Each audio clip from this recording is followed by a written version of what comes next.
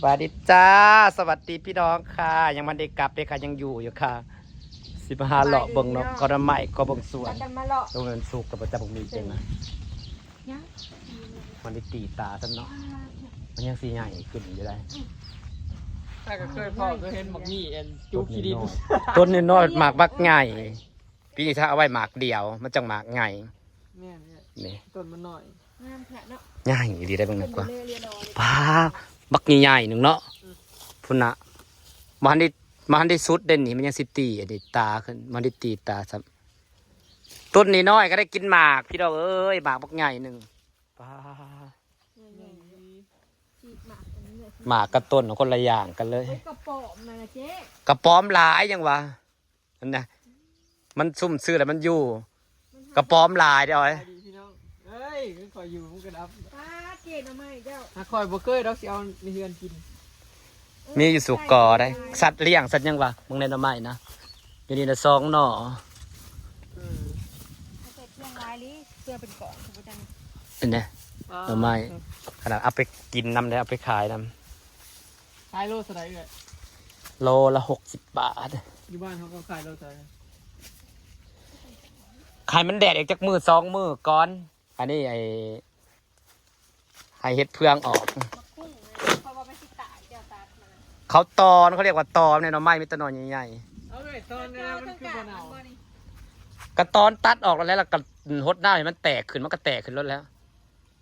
ต่อไปเนี่ยว่าเห็ดได้อันนี้มันจังบ่เน่าหัวมันตอนแรกเอาถุงยางซุปไว้มันหอดเนาะมันหอดแล้วไม่เห็นแม่นบนน้ำเอาลง2 4หาเบิ่งแน่อันนี้คือผลจากการหดจุลินทรีย์ได้นิ่มมันก็สิกลายเป็นงาละ3 หมากงาละ2 หมาก3 หมากมันก็สิดกขึ้นสุดท้ายก็ดกคือเก่าเนาะดกสิหลายกว่าเก่าแล้วแต่ตี้จากยอดเดียวแต่ก่อนยอดเดียวเราเก็บขายเป็นกระสอบก็ยังดกคือเก่าเป็น5 ยอดหางาพัดแต่ละงาแต่พวกไหนความดกนะยิบดีลมมากงาฮักอีแต่ละงานะความมันดกนะพวกไหนถ้าต้นซูมันอาจจะเกิดให้ต้นคนได้เนาะมันหนักโพดคนยากเลยเบิ่งหักมันแน่นะมันออกไปเป็นแซงเลยเจ๊เบิ่งไหนมันออกเป็นแซงจนทอนหดจุลินทรีย์ไหนจนทอนหดจุลินทรีย์แล้วจะออกเป็นแซงเลยนี่นะปลาจังหน่อยสิบางหงสันสิดกแหงสิเต็มไปด้วยบางหงหายอดปลาขนาดยอดเดียวยังกินบ่ทันเมื่อกี้นี่นะถ้าแม่เก็บขายมันสุกดูมันคนพอแซ่บคอนแลนด์นี่หักกระแซ่บอยู่ต้นอันนั้นน่ะจะเอาลำมันจะปลูกได้พอได้เราต้องเฮียนซ้ำก่อนอันนี้มะลิซ่อนได้ไม่เป็นมะลิน้อยได้เป็นแบบมะลิซ่อนดอกใหญ่ๆมันเสียหอมไว้ในเฮือนมันเสียหอมอันนี้ต้นจุลินทรีย์ชนะกองเกาะอยากเบิ่งปลาหมูภาษาให้เบิ่งบ่ปลาหมูภาษาให้เบิ่งอยากเบิ่งอยู่สิจับให้เบิ่งต้นอันไม้อันนี้ยังเห็นหน่อยบ่ได้ยากแล้วอยากเบิ่งนะจับท่อขึ้นมาเทโจกรถใดมันก็เต็มท่อรถใดมันได้ดอกไม้ใช่ไหมมันยังบอกเอามันยังซุ่มโพดจู่ว่าจะอีกประมาณ2-3 มื้อพอแล้วใครเห็ดเปลือกออกในนี้แม่กระดานนี่แหละได้เก็บซุมื้อหักโซ่นี่มันยังเป็นแฉะอยู่เด้มันต้องให้มันเอาก่อนมันเอามันจะออกกันเนี่ยหัวเสื้อเห็ดเพื่องเลยเนี่ยนะให้มันเอาก่อนเนี่ยที่เป็นยักษ์ใหญ่คือเสื้อเห็ดเพื่องเลยนี่นะนี่มันกำลังสิออกบัดนี้พรผลเศร้าตกปุ๊บผลเศร้าตกแล้วมันเอาปุ๊บมันก็จะออกเป็นดอกเห็ดเพื่องจะมาจีบใส่บ่ก็ซื้อมาแล้วก็มาคลุกมันให้มันก็มีส่วนผสมของมันนั่นดิคลุกแล้วก็มาโรยใส่กระเพื่องมาถมนี่มันแต่ยักษ์ใจเห็ดเพื่องเลยเนี่ยเจ็บหน่อยให้มันเอาพอแล้วอันนี้มันยังเป็นยินแฉะอยู่แต่เบิ้งก็เป็นเอามันสิออก3 สั้นเดี๋ยวเพื่องนั่นนะอันนี้กำมันออกดอกยอดหดจุลินทรีย์ได้อ้อยอันนี้นะใหญ่ไว้ถ้ากระปุกปีที่แล้วเนี่ยใหญ่ไว้ยอดจะหดจุลินทรีย์ตลอดพอหดจุลินทรีย์ปุ๊บจากก้านใบก็เป็นก้านดอกนี่อันนี้คือได้จ่อดอกโรดกระโดดจุลินทรีย์นะเห็นผลไว้ในจุลินทรีย์นะอันนี้แต่ก่อนนะผมมียอดเอาผงขาวมาโรยจะได้เป็นยอดอันนี้แก้วขมิ้นแซ่บได้ฮะสุกแล้วบ่สุกแล้วเหิมนะมันสิแมงมาโจสุกเลยแซ่บไปแก้วขมิ้นสุกแล้วตัวนี้บวกเกิน3 มื้อ เกาะขาเป็นใบ แม่นทางออกเอาลำมันไปขายแล้วก็ขาเขามาซื้อลำมัน สีชุกก็ใกล้แล้วนี่ ตัวนี้สุกกัน ตัวนี้สีชุกตรง เอาไปเห็ดเสาอันเด้ ชุดโอ้ขักปะ เขาหาซื้อแล้วมีลำค่าหลายบ่ ต้นมะพร้าวน้ำหอมเบิดบ่อย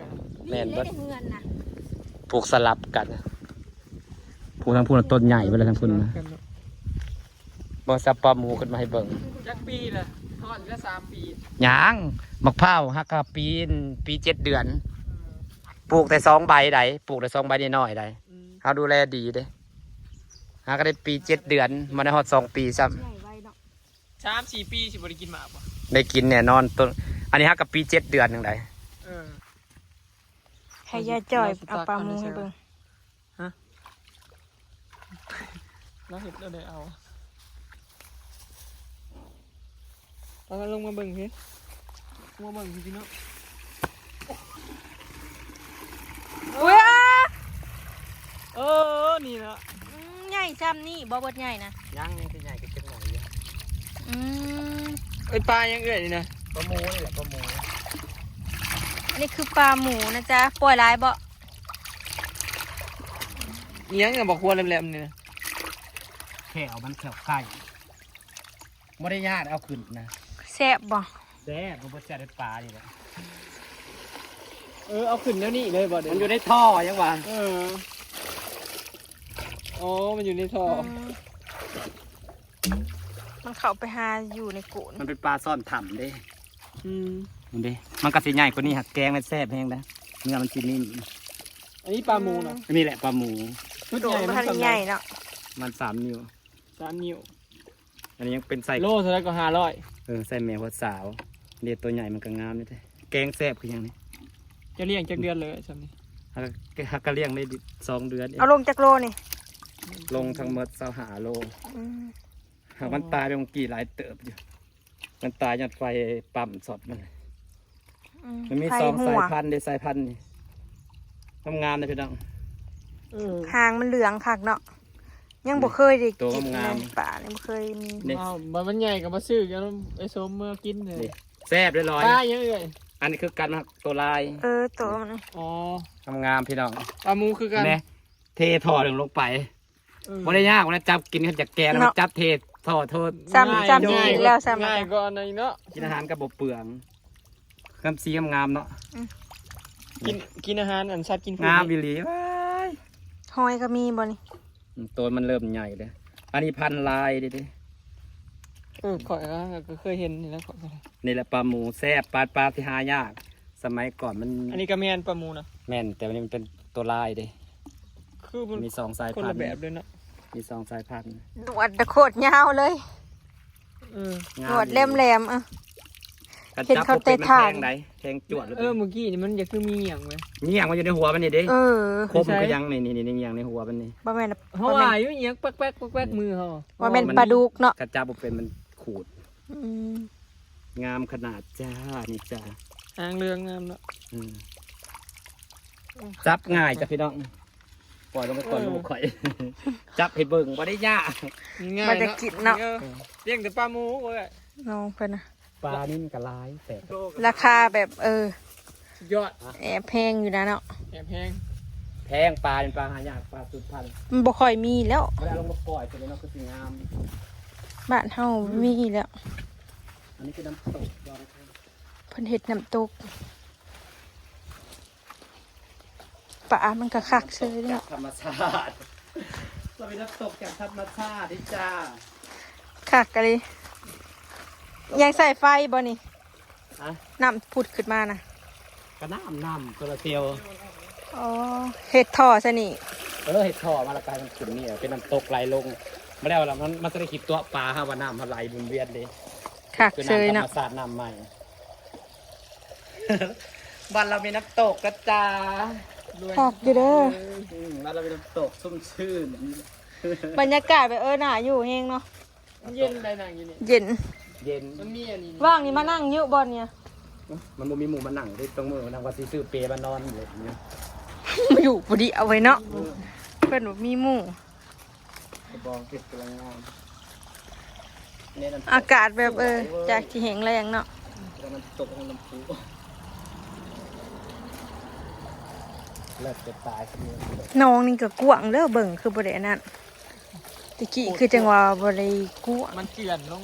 มันเกลื่อนลง กว้างออกกว้างออก เจ้าเห็นบ่น่ะตะกี้ไอ้ส้มเราปลูกน่ะตกกงข้าวมันบ่ได้จุกับ หน้ามัน บัก โบ หลายเด้ ไหนจังหวะหน้ามันขึ้นเต็มมันจัง นี่ๆเบิ่งเนี่ยมันจนไปจุต้นไม้ มันเจือนเขา ต้นไม้สิเจือนลง เจือนเขาประมาณ น้อง นี้เจือนเขาประมาณ น้ำยังพันหลาย มันก็เลย น้ำตกเลย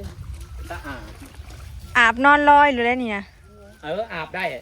นั่งฟังแต่น้ำตกได้วิวแล้วมานั่งฟัง บรรยากาศ ไปฟังแต่น้ำต ดี ก พี่น้อง ได้หมักหมวแล้ว นกกระลายขนาด ข้าวเขาดูแลดีไปในฮอด2 ปีนะมันแถวนั้นแห่งกับต้นใหญ่ไปแล้วนี่ เจ้าน้าก็เป็นหมาแล้ว ต้นใหญ่ไปแล้วนี่3 ปีแทงกันกันดูแลได้ ปลูกจากต้น อันนี้ดอกแก้วพวงไทยอันนี้แก้วหิมาลัย อืม แก้ว มี หิ แต่ มาลัย ต้นไม้ขนาด ดอกมันสิใหญ่กว่าแก้วอันนั้นจังไหนแก้วกวงดวงใจ อันนั้นต้นไซเกาหลี มีครบบ่ล่ะ นี่ บ่ได้อยู่แบบว่า บางทีตะกับมันนั่งดิ บ่ได้อยู่แบบเงาๆขนาดถ้ามีแบบอันนั้นอันนี้เฮ็ด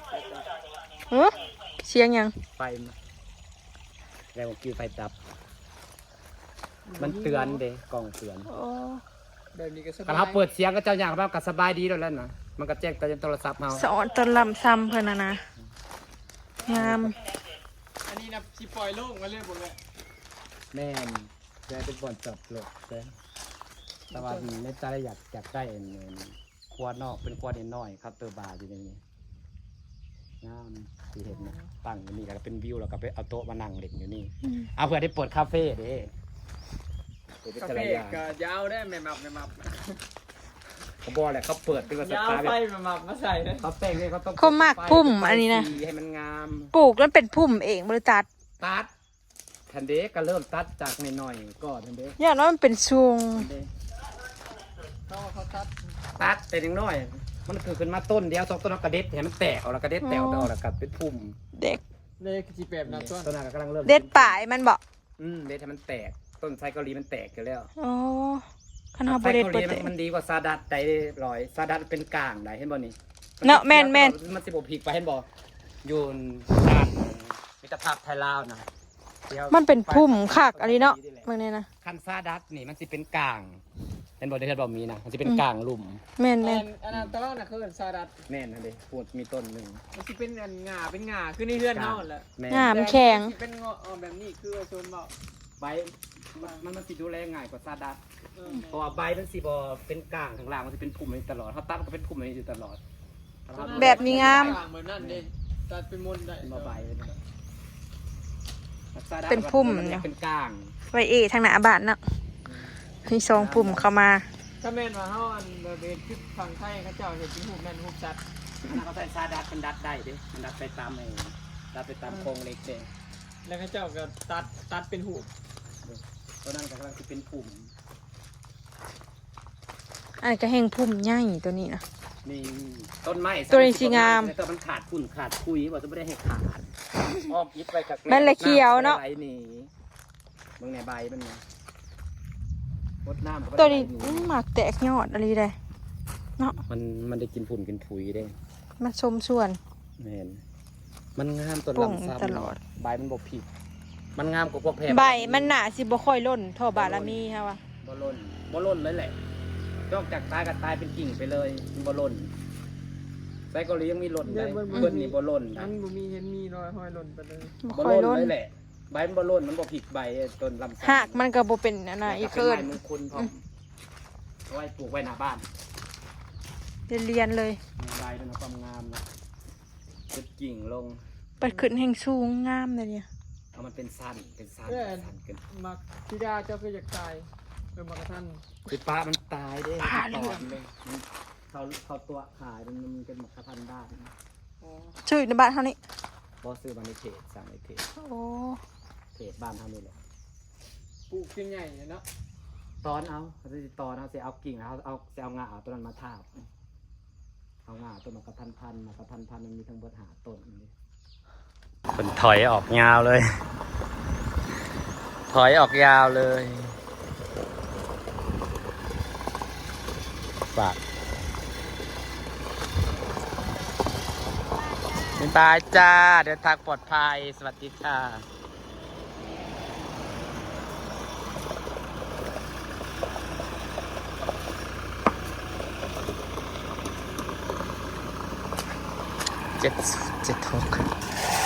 บรรยากาศไปซ้ำนี่ละพี่น้องขอบคุณทุกคนเด้อจ้า